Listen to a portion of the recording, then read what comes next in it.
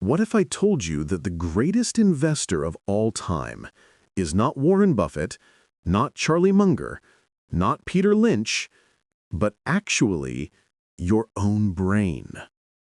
It may sound strange at first, but think about it. Your brain compounds knowledge the same way money compounds wealth. Every little insight, every new piece of information, every skill you take the time to practice, it doesn't just sit in isolation. It connects. It layers. It reinforces what you already know and opens doors to what you don't yet understand. And when you allow enough time, those little deposits of learning turn into something extraordinary. Welcome to the long game. I'm Nathan, your host. Today, we're diving deep into one of the most powerful yet invisible forces that shape a human life: the compounding effect in learning. Knowledge that grows like compounded interest? It's one of those truths that feels simple in theory, but life-changing in practice. Let's start with the analogy we all know: money. When you put $100 in a savings account with compound interest, the first year it grows just a little, maybe a few extra dollars. It seems insignificant, but year after year, the growth accelerates, because the interest doesn't just apply to your original 100, it applies to the total. Interest on top of interest, growth on top of growth, and by the time decades pass, the curve takes off. It's no longer linear, it's exponential. Now take that picture and apply it to knowledge. When you learn your first skill, say, learning to read, at first it seems limited. You struggle through the alphabet, you sound out words, but the moment you can read, suddenly you can learn anything else through books. That's compounding. Your first investment in literacy suddenly allows you to grow exponentially in every other field: history, science, art, finance, psychology. One door opens to hundreds. The magic of compounded learning is that every subject you learn feeds into the next. It's like building scaffolding inside your mind. The more beams you set up, the easier it becomes to climb higher. And as you climb, your perspective expands. You start to see connections that others miss. You recognize patterns faster. You can transfer lessons from one domain into another. That's why people with broad, deep knowledge seem to think faster and more creatively. It's not because they're naturally gifted, but because they've allowed time and effort to compound. But here's the paradox. In the beginning, compounded learning looks boring. It feels painfully slow. You spend an hour a day reading and nothing seems to change. You practice a skill for months and you're still mediocre. You struggle through concepts, forgetting half of what you studied. It feels like wasted time. And that's why so many people quit. They don't realize that the curve is still in its flat stage. They don't realize that exponential growth only reveals itself after years of consistency. The early phase is always the hardest to believe in. Think about language learning. At first, memorizing vocabulary and grammar feels tedious. You make mistakes, you forget, you feel stuck. But then, one day, a switch flips. Suddenly, you can understand entire sentences, then whole conversations, then books and movies. And eventually, you don't even think in translation. You think in the new language itself. That leap didn't happen overnight.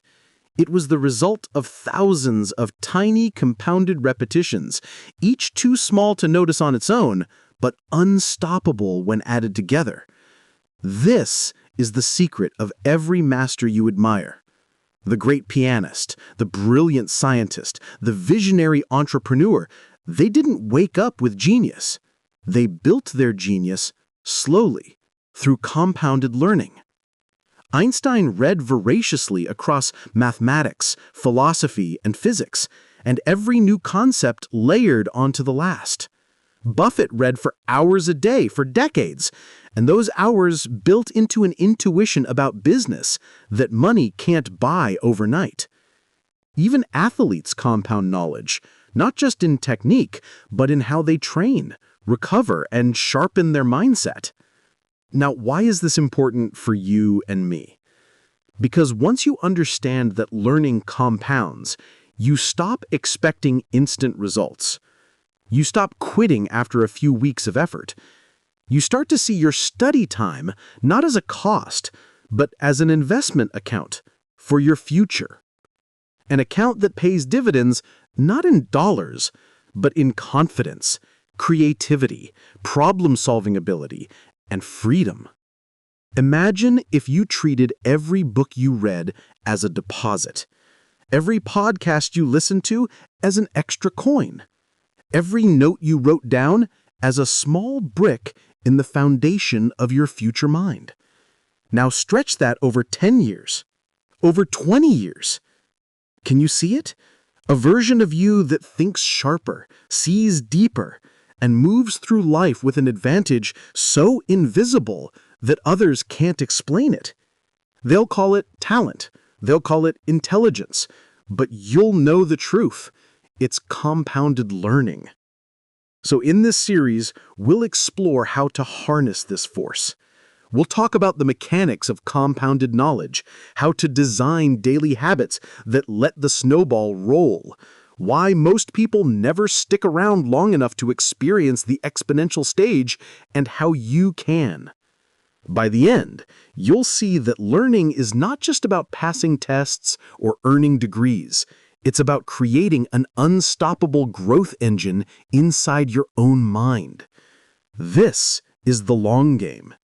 And if you're ready to think of your brain like an investor, if you're ready to stop treating learning as a chore and start treating it as compounding wealth, then stay with me, because we're just at the beginning of the curve. Let's peel back the layers of this idea. We've established that knowledge compounds like money. But how does it actually happen inside your brain? It's not magic. It's biology and psychology working together over time. When you first learn something new, your brain forms weak neural connections. Think of them as tiny paths in a forest. At first, the path is barely visible. You stumble, you forget, you lose track. But every time you revisit that idea, every time you recall it, apply it, explain it, or connect it to something else, the path becomes clearer. The grass flattens, the soil hardens, the trail becomes easier to walk. That's practice. That's reinforcement. That's the slow, invisible process of turning weak connections into highways of understanding. Now, here's where compounding comes in. Once you've built one path, it's easier to build another one that connects to it. If you've learned the basics of algebra, calculus comes faster. If you've studied one language, the second language is easier because patterns repeat. If you've mastered the fundamentals of business accounting, understanding investment analysis feels natural.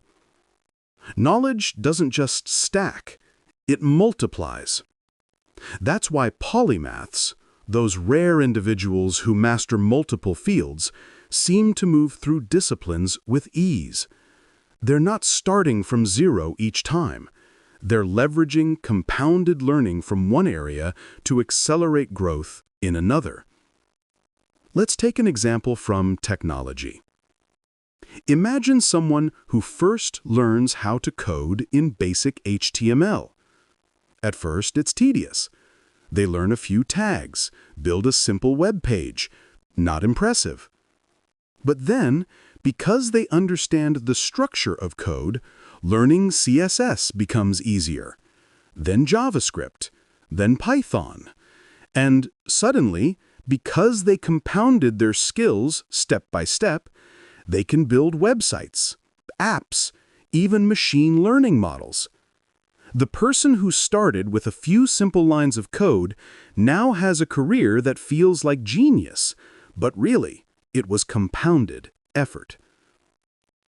The same thing happens in less obvious areas, like public speaking. At first, standing on stage is terrifying. Your voice shakes, your palms sweat. But every presentation compounds. You learn to control your breathing. You learn to connect with the audience. You learn to use stories instead of data dumps. And before you know it, you're not just competent, you're magnetic. People listen, people remember, people follow. And it all came from stacking dozens of small, awkward, uncomfortable repetitions that no one else saw. Now, let's address the trap most people fall into, the impatience problem. Because compounding in learning is invisible at first, people underestimate it. We live in a culture of instant gratification. We want to see results after 1 week at the gym, after one online course, after one book. But that's not how the curve works. The early stage is painfully flat.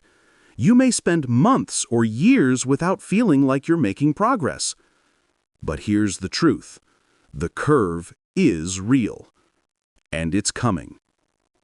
If you trust the process, if you keep making deposits, eventually you hit the bend in the curve. And when that happens, the growth is explosive. Think about this in your own life. Maybe you've had moments where something suddenly clicked.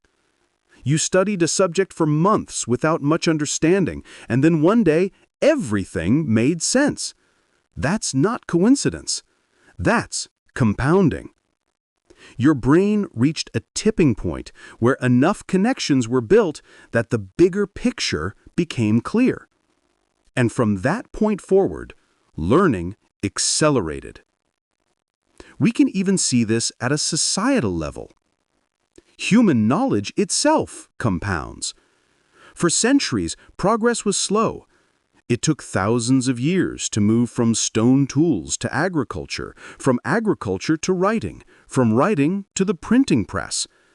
But once humanity had built enough base knowledge, the curve bent. We went from steam engines to airplanes, from telegraphs to smartphones, from simple microscopes to gene editing, all within a couple hundred years. That's compounded learning, not just at the individual level, but across generations. Each discovery became the foundation for the next, and the speed of innovation accelerated. This is why long-term learners always win. Because while others quit in frustration, the long-term learner stays consistent, keeps showing up, keeps depositing. And when the curve bends, the difference is night and day. The long-term learner looks unstoppable, while the short-term learner wonders why they're stuck. So what does this mean practically? It means you need patience. It means you need trust. It means you must stop asking, "Is this working yet?" and instead ask, "Am I still depositing daily?" Because the deposits always work. They always compound. It's just that the timeline is hidden from you. Imagine two people learning guitar. One practices 10 minutes a day for 10 years. The other practices 2 hours a day for 2 months, then quits in frustration. Who will be better? The one who played for a decade, slowly, consistently, letting the curve do its work. Compounding rewards consistency, not intensity. And that brings us to a powerful truth. The key to compounded learning isn't raw talent. It's time. It's patience. It's consistency. It's faith that the snowball will grow even when you can't see it rolling. So as we continue this journey, I want you to imagine your learning as an invisible curve. At first, you're walking on the flat part, wondering if it's worth it. But if you keep walking, one day you'll notice the ground tilting upward, then steeper. Then suddenly you're climbing a mountain faster than you thought possible. That is the compounding effect in learning. And in the next part, we'll explore how to design habits that harness this invisible force. How to make sure your deposits are regular, meaningful, and powerful enough to carry you through the flat years until the curve takes off. If compounding in learning is real, and it is, then the next big question is, how do we design our lives so that we actually experience it? Because here's the uncomfortable truth. Everyone could benefit from compounded learning, but most people never do. Why? Because they don't stay consistent long enough. They confuse intensity with progress, and they burn out before the curve even has the chance to bend upward. Think about fitness for a moment. Someone gets inspired, buys new workout clothes, hits the gym 6 days in a row, posts it all on social media. Then, after 2 weeks, they're exhausted, life gets busy, and the habit collapses. Compare that with another person who quietly does 20 push-ups every morning. No fanfare, no drama. 10 years later, who's stronger? The person who stayed consistent. The compounding effect always rewards consistency over intensity. The same is true in learning. So the first principle is small, regular deposits beat big, irregular ones. It's better to study 20 minutes a day, every day, than to cram 8 hours once a month, because the brain consolidates knowledge through repetition and rest, not through binge sessions that overwhelm and fade. The second principle is link learning to identity, not to goals. If you tell yourself, I'm going to read 10 books this year, that's a goal. But when life gets chaotic, goals are easy to abandon. Instead, if you say, I am a reader, I am a learner, every day I feed my mind, then the act of reading becomes part of who you are. Identity is harder to break than goals, and compounded learning thrives when it becomes part of your daily identity. Third principle, stack knowledge across domains. Remember, learning compounds faster when you connect one subject to another. So don't just study in silos. Read about science and art, dive into history and technology, study psychology alongside finance, because when your brain cross-pollinates knowledge, it multiplies your understanding. That's when you start seeing patterns that others miss. That's when creativity explodes. Einstein once said, creativity is just intelligence having fun. What he meant was, when you allow ideas from different areas to mix, new breakthroughs appear. Now let's talk about time.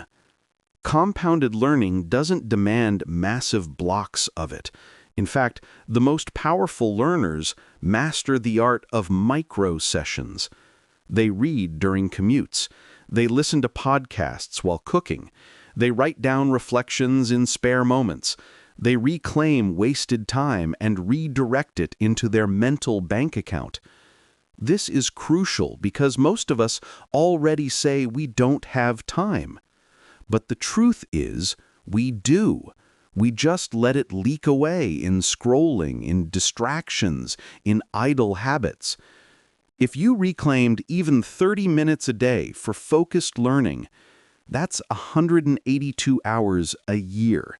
Spread over a decade, that's the equivalent of earning a PhD without enrolling anywhere.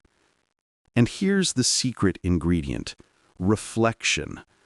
Most people consume knowledge but never digest it.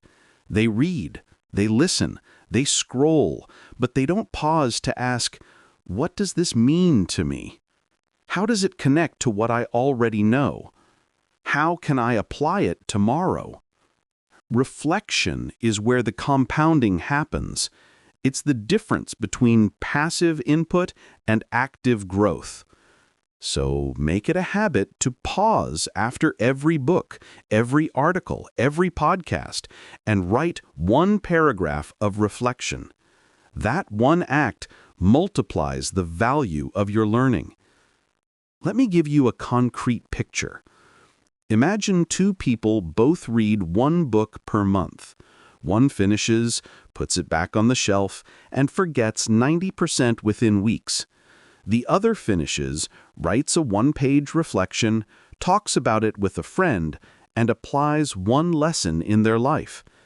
After 5 years, both have read 60 books, but one has 60 fuzzy memories, while the other has 60 integrated upgrades to their life and thinking.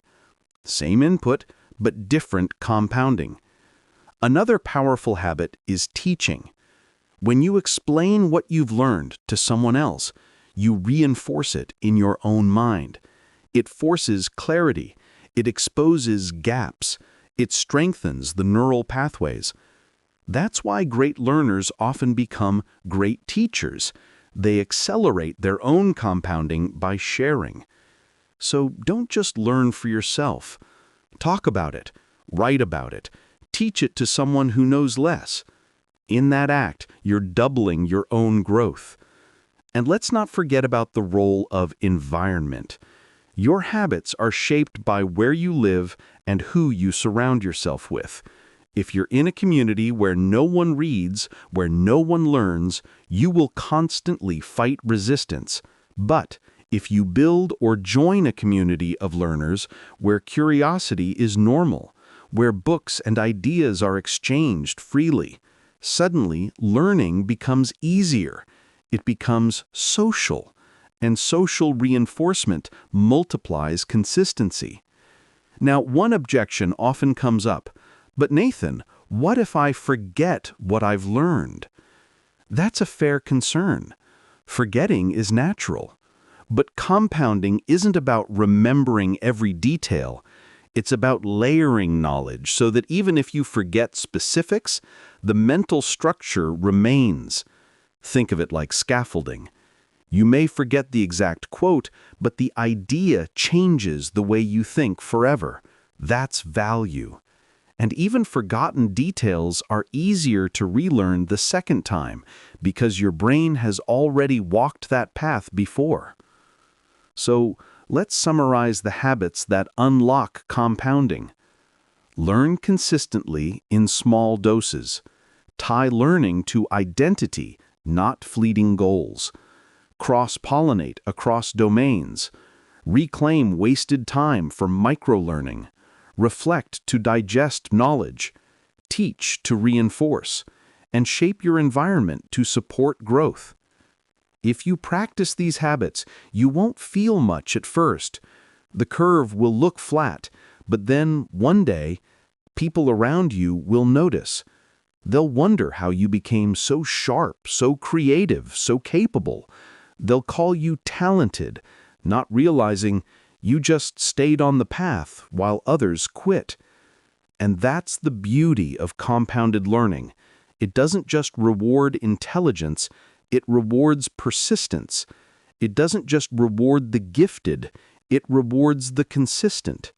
And anyone, yes, anyone, can access it if they design their habits to keep making deposits. In the next part, we'll explore why so many people fail to experience compounding, why they quit too early, how distractions kill the snowball before it rolls, and what mental shifts you need to survive the flat years until the exponential growth finally kicks in. If compounding learning is so powerful, then why don't more people reap its rewards? Why is it that so many of us start with good intentions, buying courses, stacking up books, subscribing to podcasts, and yet years later, we're no closer to mastery? The answer lies in three enemies of compounding: impatience, distraction, and short-term thinking. Let's start with impatience. Compounding always looks unimpressive in the beginning. That's why Warren Buffett said, "Nobody wants to get rich slowly." But slow is the only way compounding works. When people begin learning, they expect quick returns. They imagine they'll pick up a guitar and be strumming songs in a month, or start coding and land a tech job in 6 weeks. When reality hits, when progress feels slower than their expectations, they give up. They pull their deposits before the interest ever kicks in. This is the tragedy of impatience. Now, the second enemy, distraction. We live in the noisiest age in history. Every phone notification, every video feed, every social platform is designed to hijack your attention. And here's the problem. Compounded learning requires focus. Not endless hours, but focused minutes. If you can't give your brain uninterrupted attention, the deposits don't stick. It's like trying to water a plant with a broken hose. The drops scatter everywhere, but nothing truly sinks into the soil. Distraction doesn't just slow learning, it cancels compounding altogether. Because without depth, there are no connections. And without connections, there's no multiplication of knowledge. And the third enemy, short-term thinking. People approach learning like they approach diets. They want results this month. They want to look different by summer. But learning is a lifetime investment, not a seasonal project. When you think in weeks instead of decades, you'll always choose the shallow path. You'll skim articles instead of reading books. You'll memorize instead of understanding. You'll cram for exams instead of building foundations. And the tragedy is, all that effort fades quickly, leaving no compounding behind. Now, let me paint you a picture. Two people both decide to learn investing. The first binge watches stock tips on YouTube, buys into hype, checks prices daily, chases trends. The second starts slowly, reading Benjamin Graham, Warren Buffett letters, and practicing analysis on real companies. At first, both look equally lost. Neither is making money. But 10 years later, the first is burned out, bitter, and confused, while the second has developed a compounding machine of knowledge that produces wealth. Why? Because one was chasing quick results, while the other trusted the slow burn of compounding. The same dynamic plays out everywhere. In careers, people jump from job to job, chasing higher salaries, never staying long enough to compound skills. In personal development, people buy course after course but never finish or apply them. In relationships, people seek instant validation instead of building trust slowly over years. Everywhere we see it, impatience, distraction, and short-term thinking, robbing people of compounding's magic. But there's one more enemy we rarely talk about: comparison. In the early years of compounding, when your growth is still invisible, it's easy to compare yourself to others. You see peers who look like they're sprinting ahead, smarter, richer, more successful. And you think, what's the point of my small daily effort? I'll never catch up. But here's the thing. Compounding doesn't reward who starts fastest. It rewards who stays longest. The peer who sprinted might burn out.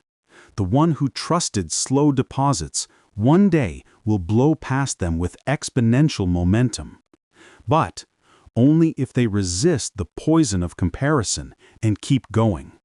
Think of bamboo. For years after planting, nothing seems to happen. You water it, nurture it, and still no visible growth. But underground, the roots are spreading, weaving, building strength. And then one year, suddenly, the bamboo shoots up, 30 feet in a single season. That's compounded growth. But if you quit watering after year one, you'll never see the miracle. And that's exactly what most people do with their learning. Another enemy of compounding is the obsession with outcomes instead of process. When you tie your motivation to external results, grades, promotions, applause, you'll falter when those results don't come quickly. But when you tie your motivation to the process, when you fall in love with learning itself, with curiosity, with the small act of becoming just 1% better every day, you'll stay in the game long enough for compounding to do its magic. Outcomes are the harvest, but process is the planting. And compounding only rewards those who keep planting season after season. So, what can you do to protect yourself from these enemies? First, accept slowness. Embrace it. Tell yourself, I am playing a 20-year game. When you zoom out that far, impatience loses its grip. Second, defend your attention. Carve out protected time for deep work. Even 30 minutes of focused reading a day, with no distractions, compounds into life-changing wisdom. Third, stretch your horizon. Think in decades, not days. Remind yourself that compounded learning is not about what you know by Friday.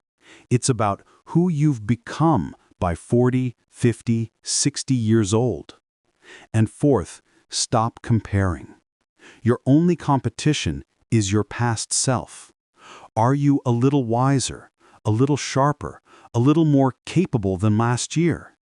If yes, you are compounding. And if you stay with it, the gap between who you were and who you are becoming will astonish you. So, let's recap. Most people fail to experience compounded learning because they quit too early, they let distractions scatter their focus, they chase short-term wins, and they poison themselves with comparison. But if you can protect yourself against these traps, you will enter rare territory, the compounding curve few ever reach. In the next and final part, we'll explore what life looks like when you actually ride the exponential side of the curve. What it feels like to have decades of learning behind you. How compounded knowledge changes careers, relationships, wealth, and even spirituality. And why, in the end, the compounding effect in learning may be the most valuable form of wealth you'll ever own.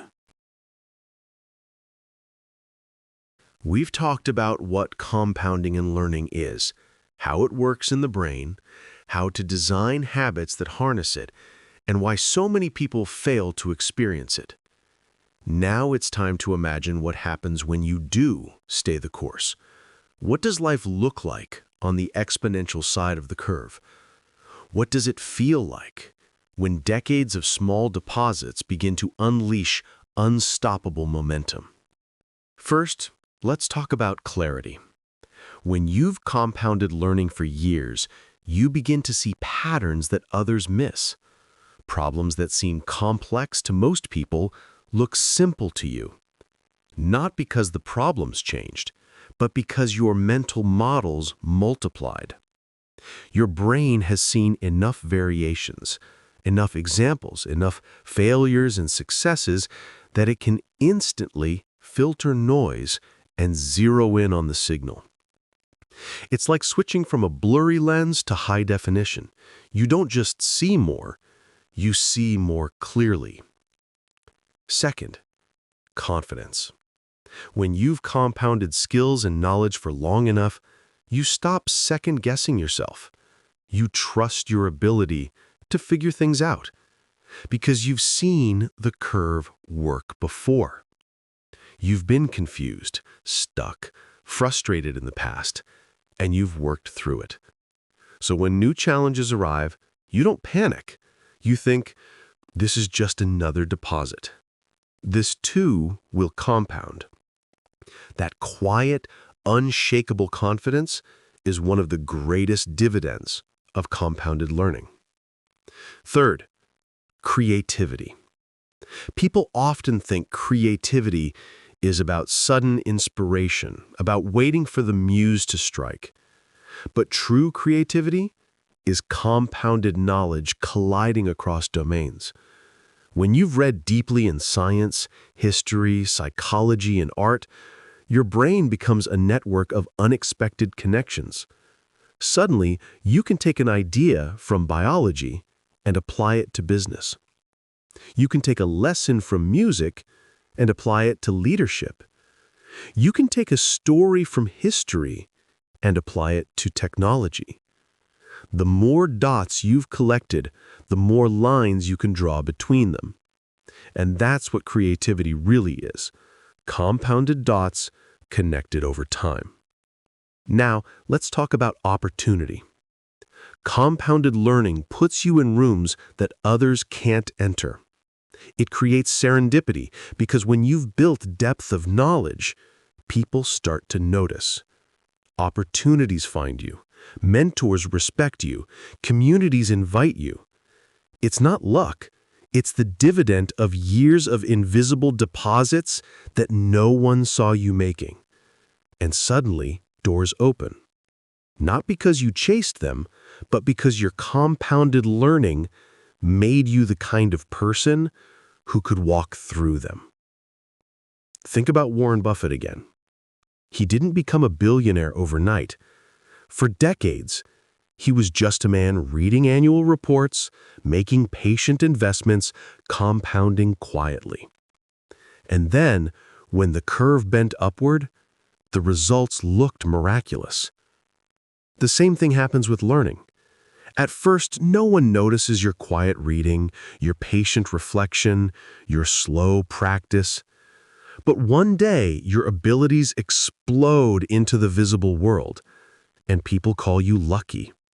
But you'll know, it wasn't luck, it was compounding.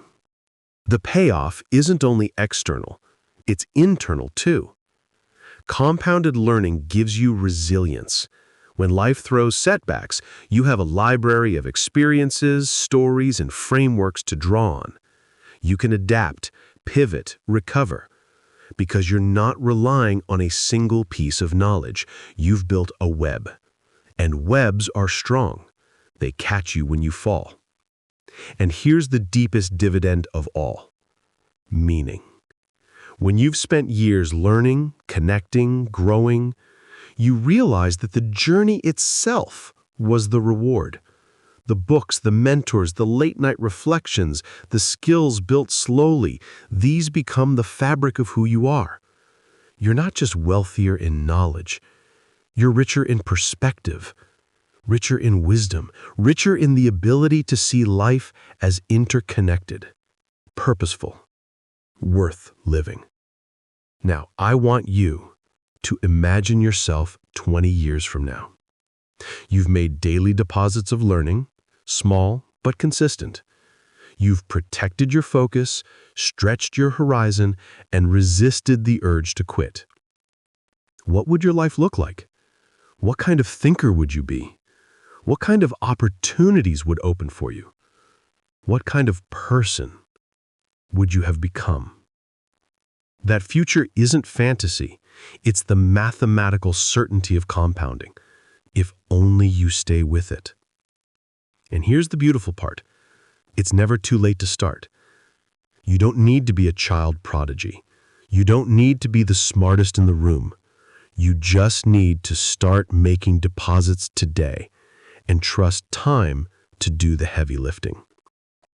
As Charlie Munger said, spend each day trying to be a little wiser than you were when you woke up.